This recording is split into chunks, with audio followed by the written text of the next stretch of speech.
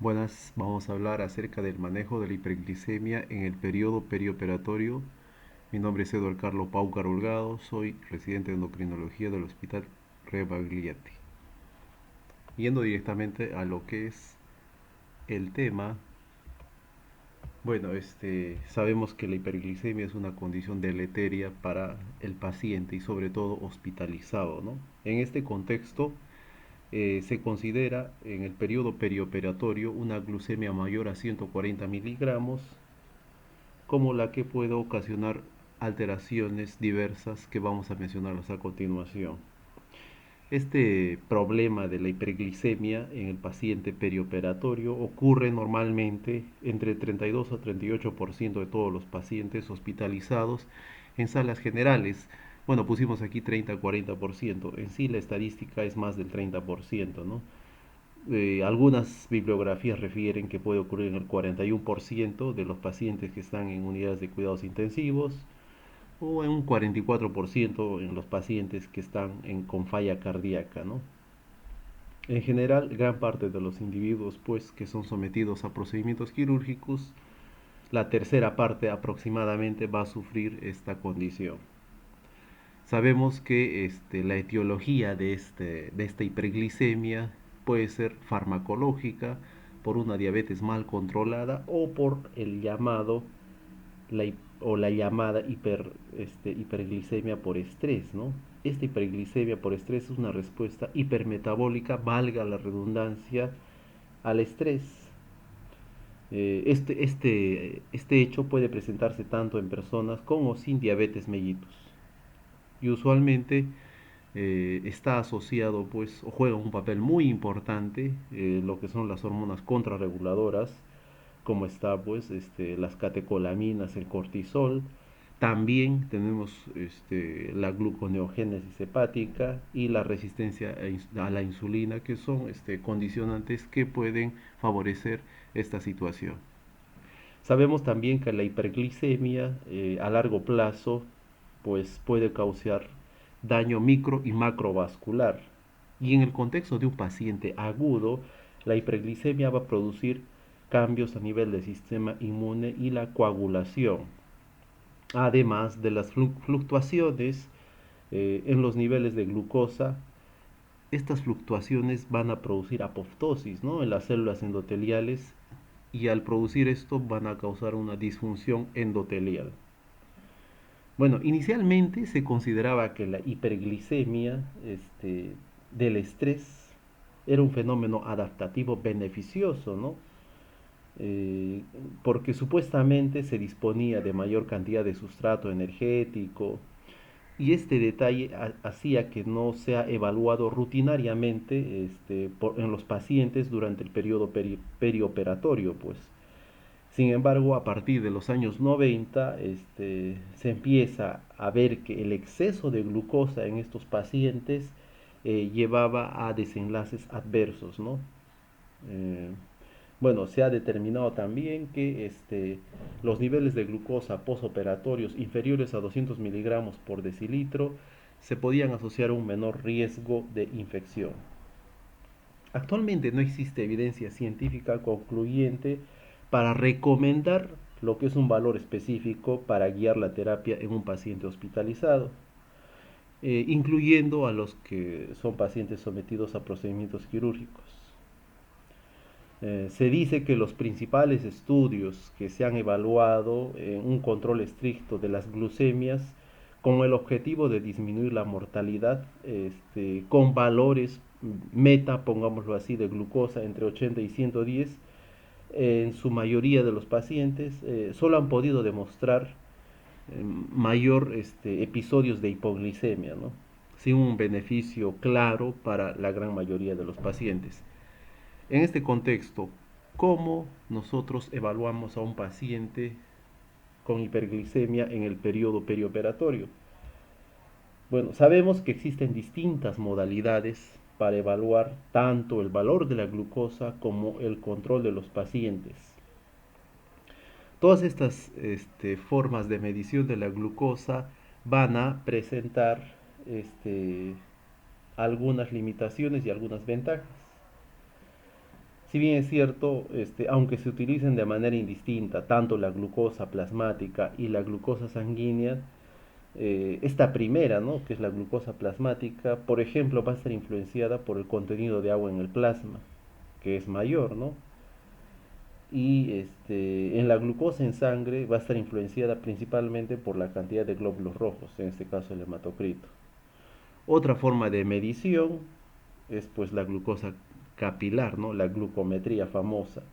Esta glucometría es imprecisa, ¿no? Por decirlo así, y esto está determinado básicamente por la presencia de los diferentes dispositivos utilizados.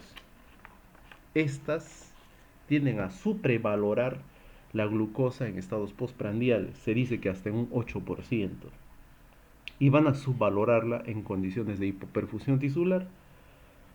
Entonces existe cierta variación, ¿no?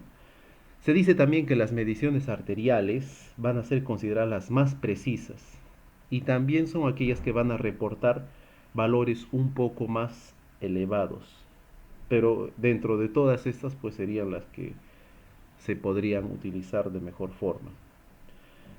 Hay otra condicionante también que hay que mencionar, es el tema de la hemoglobina glicosilada o glicada. Si bien es una herramienta ampliamente utilizada en el seguimiento de los pacientes en el ámbito ambulatorio, ¿no? Debido a la correlación de esta con la disminución en el riesgo de complicaciones crónicas, no es raro, ¿no? El papel que pudiera tener la medición de la hemoglobina glicada en el perioperatorio. Algunos expertos, algunas sociedades recomiendan que un valor superior a 8.5% se podría considerar como un punto de corte para aplazar una cirugía electiva. Sin embargo, esta es una recomendación que a veces la consideran pues controversial. Siempre también debe balancearse el tema de la urgencia de la cirugía, ¿no? Con los potenciales riesgos de un mal control metabólico.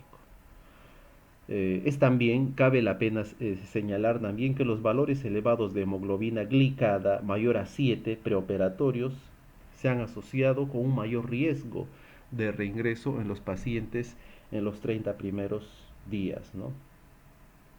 Bueno, eh, vamos a hablar un poco de lo que es el manejo en sí, ¿no?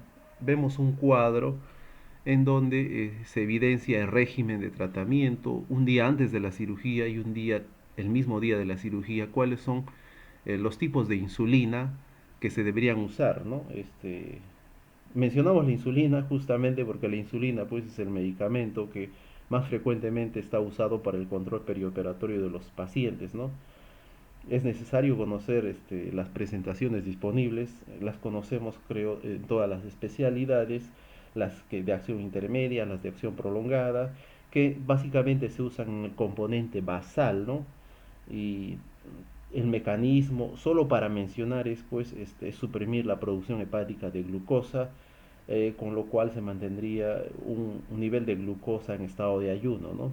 Y también están sus, sus compañeras, por decirlo así, las insulinas de acción rápida, ¿no? Y corta, que básicamente se van a usar como componentes prandiales. Vemos aquí entonces los diferentes tipos de insulina, en este caso de acción larga, ¿no? La glargina, la tresiba, el detemir, las insulinas de acción intermedia como la NPH, las insulinas de acción rápida como la lisproasparglulicina,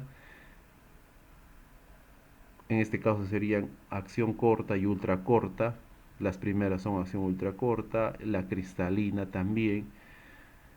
Valga la pena mencionar los antibióticos orales, pues y ya bueno, solo para mencionar la terapia no insulínica, ¿no? En el caso de las insulinas de acción larga, ¿cuál es la recomendación? Un día antes de la cirugía, ¿no? Si la dosis se está aplicando en la noche, se prefiere aplicar el 80% de la dosis usual, ¿no? Y si se aplica en la mañana, es la dosis usual del paciente, ¿no? Si es en el día de la cirugía, si la dosis se va a aplicar en la mañana, se aplica el 70% de la dosis usual, 80-70% en este caso, ¿no? En el caso de la NPH o de la insulina de acción intermedia, si la dosis se aplica en la noche, se aplica el 70% de la dosis usual. Y también, igual que el anterior, si se aplica en la mañana, solo se aplica la dosis usual que le corresponde al paciente. El día de la cirugía baja un poco el valor, ¿no? En este caso se aplica el 50% de la dosis usual. Y las insulinas prandiales, un día antes de la cirugía, pues según las recomendaciones, se aplican según el esquema usual, ¿no? Y en el día de la cirugía, la recomendación es no aplicar hasta que se reanude la vía oral. Hay que tener en cuenta de los antibióticos orales que se debe reiniciar solo cuando se reanude la vía oral. Eh, y también merece pues la atención el tema de la metformina, ¿no? Que hay que tener mucha consideración en pacientes con disfunción renal o que están sometidos a medios de contraste. Cabe mencionar algunas consideraciones. Por ejemplo, en los pacientes diabéticos tipo 2, se debe realizar mediciones de glucosa o de glucemia cada 4 a 6 horas, ¿no? Y también, pues en caso de que la glucemia sea menor de 70 miligramos por decilitro, la recomendación es administrar 200 cc de dextrosa al 10% y repetir si persiste la evidencia de esta hipoglicemia, ¿no? En el caso de que haya una hiperglicemia mayor a 200 miligramos por decilitro, la condicionante de aplicar la insulina rápida, ¿no? En el caso de los pacientes diabéticos tipo 1, hay que tener una consideración, ¿no? Si el procedimiento de estos pacientes va a ser superior a las 3 horas, refiere que se debe dar infusión continua de insulina y dextrosa en agua destilada, ¿no? Entonces es necesario tener en cuenta esta recomendación. Es diferente, ¿no? El tema de los pacientes diabéticos tipo 1 y tipo 2, ¿no? Sobre todo hay un mayor control en lo que es el paciente diabético tipo 1, ¿no? Vamos a hablar también acerca de las poblaciones especiales, alguna consideración. Por ejemplo, en la cirugía de revascularización coronaria, las guías recomiendan que se mantenga un nivel de glucosa alrededor de 120 a 180 miligramos por decilitro. Sin embargo, como hemos mencionado en algún momento de la exposición, la evidencia para soportar esa recomendación se basa en los estudios de daño asociados pues, a los niveles de glucosa superior a 180. Los pacientes con episodios de hipoglicemia también son otra población en quien se debe tener especial consideración, ¿no? Este grupo de pacientes, que son los que padecen esta condición de hipoglicemia, tienen una falla autonómica, ¿no? Y están expuestos a un riesgo mayor asociado con la hipoglicemia, ¿no? Y deberían ser manejados con metas un poco más laxas. Finalmente, como conclusión, ¿qué podemos decir? Si bien es cierto, no existe un consenso general, se recomendaría mantener una glicemia o una glucemia alrededor de 180 miligramos por decilitro, ¿no? Esto está extrapolado de las recomendaciones de los pacientes hospitalizados. También se sugieren mediciones de glucosa venosa y arterial, ¿no? En el monitoreo intraoperatorio. Y en el caso de las glucometrías durante el pre y el postoperatorio. Se sugiere orientar la terapia de acuerdo al tipo de diabetes, ¿no? Ya sea diabético tipo 1, diabético tipo 2, y al tipo de procedimiento que se va a realizar, ¿no? En este caso, si es un paciente de revascularización coronaria u otra condición quirúrgica que esté presentando. Y algo muy importante a señalar es pues que ningún valor de hemoglobina glicosilada debe ser una excusa, ¿no? Para la suspensión de un procedimiento de urgencia o que sea determinante para la vida pues del paciente, ¿no? Ya mencionamos también los procedimientos en los cuales una cirugía electiva sí se podría, digamos, esperar pues que sea evaluada por un especialista. Y es algo muy importante mencionar también que el anestesiólogo, ¿no? Debería recopilar la información importante con respecto al estado metabólico antes del procedimiento. Y de ser necesario, se debiera contar con un equipo especializado, multidisciplinario, para el manejo del paciente con diabetes, ¿no? Que no solamente debería incluirse al endocrinólogo, sino debería ser de manejo multidisciplinario. Bueno, muchas gracias por su atención.